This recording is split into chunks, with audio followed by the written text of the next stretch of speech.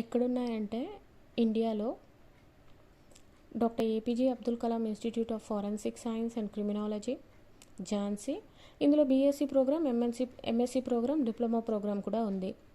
తర్వాత Amity university ఢిల్లీలో BSc program ఉంది. తర్వాత government institute for forensic science ఔరంగాబాద్లో బీఎస్సీ ఫారెన్సిక్ సైన్స్ ఉంది, ఎంఎస్సీ ఫారెన్సిక్ సైన్స్ ఉంది. ఉస్మానియా యూనివర్సిటీలో కూడా ఎంఎస్సీ ఉంది. తర్వాత Lok Nayak Jayaprakash Narayan institute of forensic science and criminology, ఇది ఢిల్లీలో ఉందన్నమాట.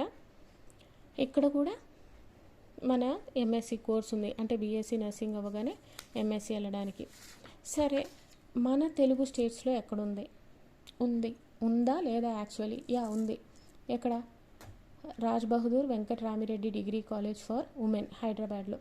ఉమెన్స్ కూడా, గర్ల్స్ కూడా బీఎస్సీ నర్సింగ్ అయిన తర్వాత వాళ్ళకు కూడా ఫోరెన్సిక్ సైన్స్ మీద కానీ ఇంట్రెస్ట్ ఉంటే వాళ్ళు దీనికి వెళ్ళొచ్చు అనమాట.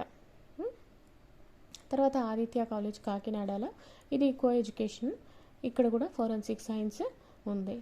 సో జాబ్ ఆపర్చునిటీస్ ఎలా ఉంటాయంటే, సిబిఐలో జాబ్ ఆపర్చునిటీస్, గవర్నమెంట్ ఫోరెన్సిక్ ల్యాబ్లో, ప్రైవేట్ ఫోరెన్సిక్ ల్యాబ్స్లో, డిటెక్టివ్ ఏజెన్సీస్గా, పోలీస్ డిపార్ట్మెంట్లో, సైబర్ ఫోరెన్సిక్ అండ్ సైబర్ సెక్యూరిటీలో జాబ్స్ అనేవి ఉంటాయి. ఇవి కూడా central and state government jobs. మంచి పే స్కేల్స్లో, ఒక మంచి సెల్ఫ్ సాటిస్ఫాక్షన్ జాబ్స్తో.